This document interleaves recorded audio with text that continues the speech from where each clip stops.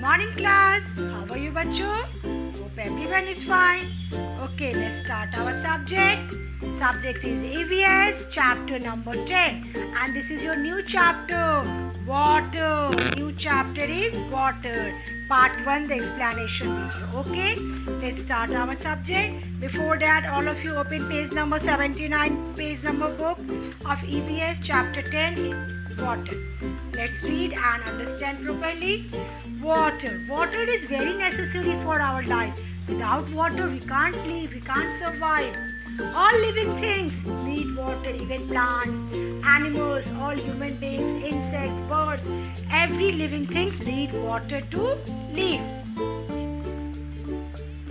As we know that sources of water, these are the sources of water. See, stream, rainfall, water tank.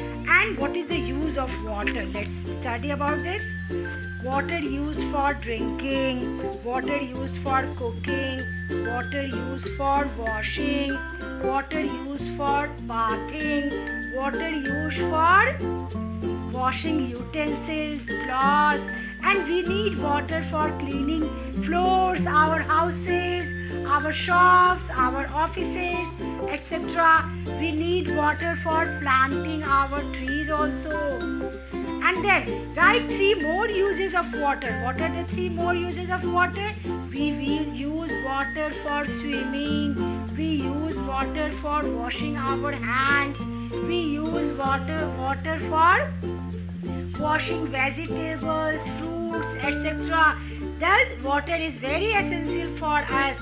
Without water, we can't live. And these are the sources of water. As we know that water is very essential for our life, for our survival, let us try to understand what are the different sources of water. These are the different sources of water.